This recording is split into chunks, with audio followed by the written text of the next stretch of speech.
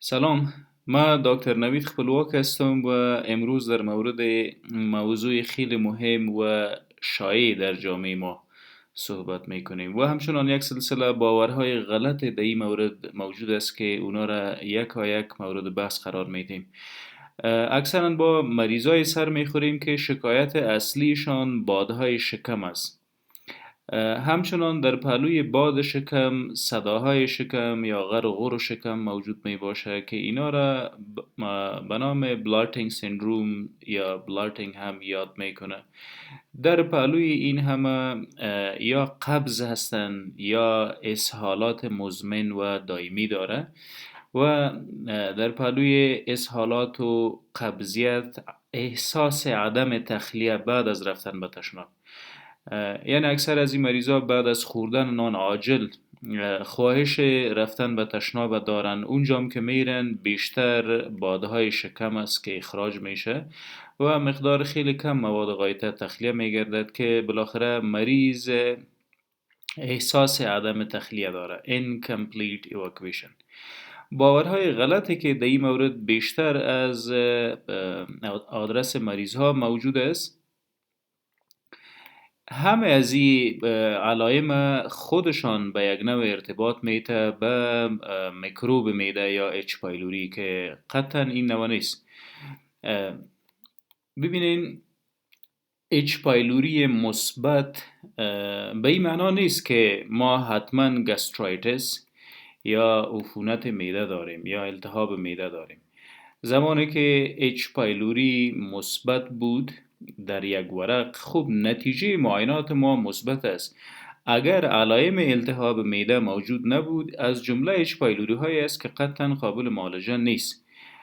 تقریبا در دنیا بیشتر از نیم نفوذ دنیا اچ پایلوری مثبت دارند. در بین از اینا فیصدی خیلی کمه، حتی 2 تا به 4% انسان های مبتلا قابل معالجه هستند. اینا کیها هستند؟ کسایی که تاریخچه سرطان در خانه داره، یعنی پدر، مادر، برادر، خواهرشان سرطان معده داشتن و خودشان هم زخم معده یا هم گستریک السر داره. این زخم هم بنابر اچ پایلوری به وجود آمده، چون یوریا برید تست یا اچ پایلوری مثبت دارن، درست، یا هم توسط بایوپسی معلوم شد که اچ پایلوری مثبت داره. این 2% 2 الی 4% انسان ها کسایی هستند که باید برن و برای مدت 7 روز مقدار مشخص انتی بیوتیکی که برای اچ پایلوری تجویز میگرده استفاده میشه که اونا عبارت از اموکسیسیلین است، کلریترومایسین، جمع پی پی آی. این از جمله فرمولایزیشن خیلی عالی تا الحال برای اچ پایلوری تثبیت شده. خب اگر برای مدت 7 روز ما دواهای ضد اچ پایلوری را استفاده کنیم، بعد از او اگر معاینه میکنیم اچ پایلوری مثبت است و ما علائم نداریم، دیگه نیاز نیست که ما دنبال اچ پایلوری بگردیم و انبار از انتی بیوتیک ها را استفاده بکنیم، چون متاسفانه اگر انتی بیوتیک بیش از حد استفاده کنیم به خاطر اینکه اچ پایلوری را از بین ببریم، اگر اچ پایلوری منفی نگردید، نقص دیگه که حتما وجود متقبل میشه میکروب های نرمال وجود که ما وظایف اساسی میکروب های نرمال وجود در هضم مواد غذایی است، اینا را از بین میبریم. میکروب های نرمال، خب زمانی که میکروب نرمال توسط انتی بیوتیک از بین برد، ما خطوط دفاعی خود در روده از دست میتیم و به 1100 مرض دیگه مبتلا میشیم. خب میایم به اصل موضوع. اکثرا با مریضای بر میخوریم که شکایت اصلیشان باد شکم، قبضیت و اسهالات، گاهی قبض است، گاهی اسهال است، غرغر و سر و صدای شکم داره، تشناب هم که میره به درستی تخلیه نمیشه. اینها هستند که یک ورق داره و در ورق یک نتیجه مثبت برای اچ پایلوری دارن و همه از اینا را فکر میکنه که توسط اچ پایلوری به وجود آمده. وقتی تاریخچه را بیشتر گسترش میدیم میبینیم که مریض قهر، غصه، تشویش، استراب و استرس داره که مستقیما اینا سیستم عصبی را تحت فشار قرار میده. سیستم عصبی یا سنترال نروس سیستم. بدون شک اگر برای یک لحظه فکر بکنیم قهر، غصه، تشویش، اضطراب، دلهوره، ترس، بیم، همه از اینا روی سیستم عصبی فشار میاره. ما سیستم عصبی اصلا سیستم عصبی توسط رگهای عصبی و هرامغز یا نخای شوکی تمام وجود کنترل میکنه. هم آخذه از وجود توسط همی چینل عصبی به اعصاب میه و هم فرمانها و فرامین اعصاب توسط چینل ها به قسمت های مختلف بدن میره. خب برای یک لحظه اگر فکر بکنیم قهر و غصه بر مدت های طولانی موجود است، سیستم عصبی را هم بر مدت های طولانی تحت فشار قرار گرفته. این سیستم نمیتونه توسط چنل های مخصوص عصبی یا رگ های مخصوص عصبی که از سگمنت های مشخص میایه و روده را کنترل میکنه، اینا نمیتونه کنترل درست روی روده، خصوصا روده کلان ما داشته باشه. اوکی، اگر کنترل کمتر شد نتیجه چی است؟ موتیلیتی یا حرکات کمتر میشه. روده ما برای تخلیه حرکات مخصوص و مارپیچ خود داره که هم توسطش نمکیات و مواد ضروری جذب میشه و هم توسط همین حرکات موضوع دفع یا دیفیکیشن صورت میگیره. خب قهر، غصه، تشویش، اضطراب، دلهوره اینا موجود است. در پهلوش باد شکم، قبضیت و عدم تخلیه داریم. میریم به مکانیزم که این وضعیت قطعا اچ پایلوری نیست و ما در حقیقت شکار مشکل روانی شدیم و بنابر همین دلیل قبض و باد و شکم و عدم تخلیه داریم. زمانی که حرکات در روده یا کولون کم شد ما میریم به طرف دس موتیلیتی یا نبود و کمبود حرکات. این موضوع را در روده تحلیل میکنیم. خب اگر روده ما حرکت نکنه و مواد موجوده ترانسپورت نکنه بر رکتم، به این ساحه جایی که مواد بغایت ذخیره میشه و زمانی که بر رکتم میرسه سیستم رگهای عصبی مخصوصی که در اینجا موجود است به نخای شوکی ما خبر میاره که مواد غایطه تجمع کرده و این هم بالاخره فرمان میرسانه موضوع را به سیستم عصبی مرکزی. سیستم عصبی مرکزی هم توسط چینل های مخصوص موتور چینلز یا رگ های عصبی که انگیزه و امپلس از مغز میاره توسط سگمنت های مخصوص میاره انگیزه را به خود رکتم و سبب واز شدن سفنکتر یا شیردان مقعد میگرده و به این صورت است که تخلیه صورت میگیره و ما از مواد غایطه خالی میشیم. خب قهر، غصه، تشویش، اضطراب، مشکلات روحی و روانی، تشوشات روحی و روانی و افسردگی هایی که متاسفانه بیشتر در محیط ما موجود است.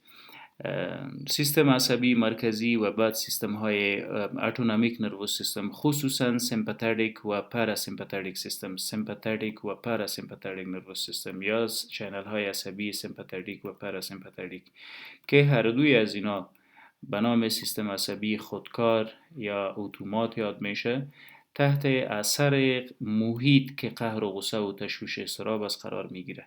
اینا هم مزاحمت در حرکات روده به وجود میاره، disruption یا مزاحمت در حرکات روده. خب برای یک لحظه فکر میکنیم مواد غایطه در داخل روده موجود است و روده هم حرکت نداره.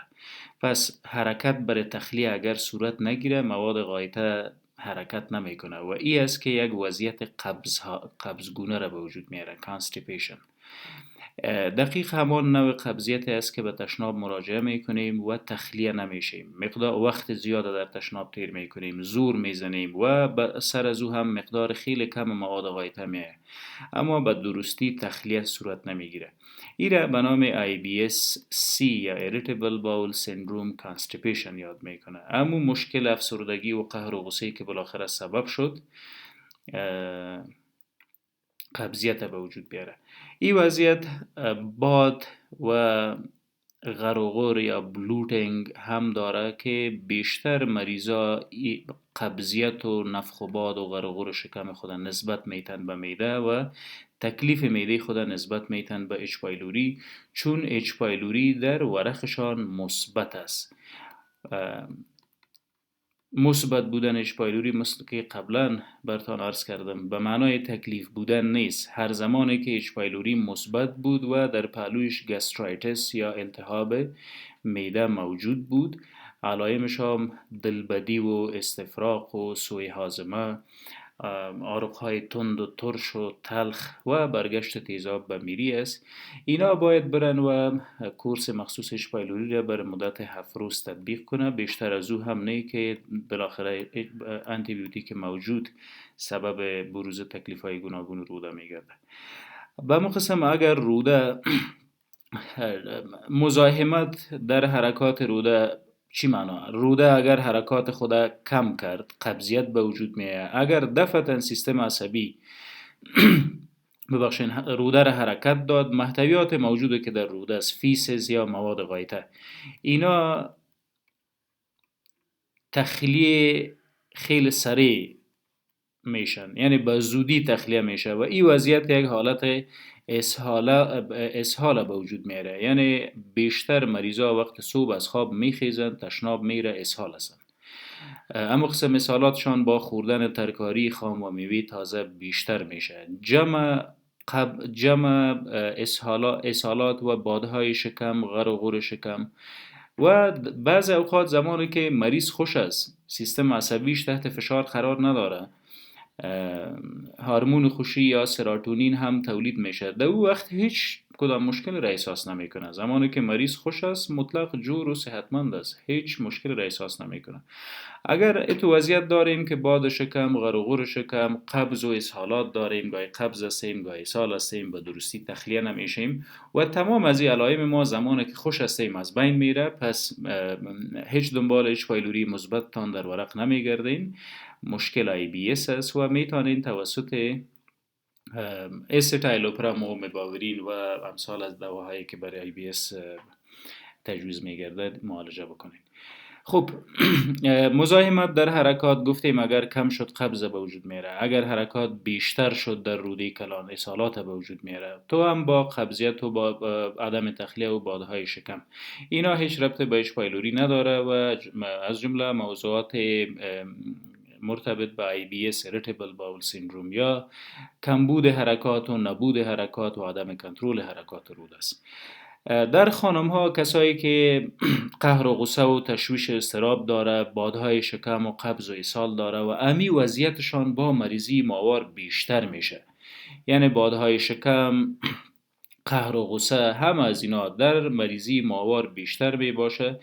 اینا تکلیف به نام PMS دارن. PMS یا پری منسترال سیندروم، حالات دردهای شدید در زمان مریضی ماهوار، قهر و غصه، تشویش، اضطراب، بیقراری، بیخوابی، همه از اینا در مریضی ماهوار و قبل از 2 روز و 3 روز قبل از مریضی ماهوار و برطرف شدن از این علائم با جریان مریضی ماهوار، هم از اینا دلالت میکنه که سیستم عصبی ما از محیط توسط قهر و غصه و تشوشات روحی تحت فشار قرار گرفته. در پهلوی این که روده را کنترل نمیکنه، فعالیت های متابولیکی که در رحم خصوصا در زمان مریضی ماوار صورت میگیره اونا را هم کنترل نمیکنه. مریضای مبتلا به PMS پری منسترال سیندروم، دردهای شدید مریضی ماوار و بلوتینگ، بادهای شکم و غرغور شکم هم داره. اینها از جمله کسایی هستند که توسط سیستم عصبیشان معده هم کنترل نمیشه. زمانی که غذا را بخوریم گاستروپرسز، دمش و پوندیدگی معده را احساس میکنیم. بیشتر این وضعیت هم مریض وامی داره که بره به طرف معاینه اچ پایلوری و مثبت بودن اچ پایلوری تقریبا به یک مریض روانی و یا کسایی که مشکل روحی و روانی داره ذهنیت سازی میکنه که گویا به این اچ پایلوری مبتلا است و اتومات هم در مورد عوارض بعد اچ پایلوری فکر میکنن که گویا به سرطان مبتلا میشیم. هرگز قسمی نیست، بلکه گاستروپرسز یا عدم حرکات روده که سبب گرنگی و سنگینی معده میگرده، برخواسته از دیپرشن و انگزایتی و مشکلات روحی است که میتونیم توسط تغییر و تبدیل در زندگی شبانه روز اینا را تنظیم بکنیم. ورزش و رعایت حفظ الصحه بهترین معالجه است برای این وضعیت. اگر فکر میکنیم مبتلا به IBS هستیم، Irritable Bowel Syndrome، در پهلوی این که ورزش باید بکنیم، آب کافی، یعنی در حدود 4 لیتر آب در یک شبانه روز بر یک فرد بالغ کافی است که باید بنوشه. در پهلوی اینهایی که ورزش و آب می نوشیم، ورزش میکنیم، آب میکنیم، از منابع خام باید پریز بکنیم. ترکاری خام و میوه تازه. میوه تازه چون چیز مقوی است، به شکل تفاله خورده شود بهتر است. اگر با ورزش و رعایت حفظ الصحه و پریز منابع خام تکلیف ما معالجه نشد، بهتر است که علت استرس و مشکل روانی خود پیدا بکنیم و او را برطرف بکنیم. با او هم اگر مشکل حل نشد، بهتر است به دکتر مراجعه بکنیم. ممنون.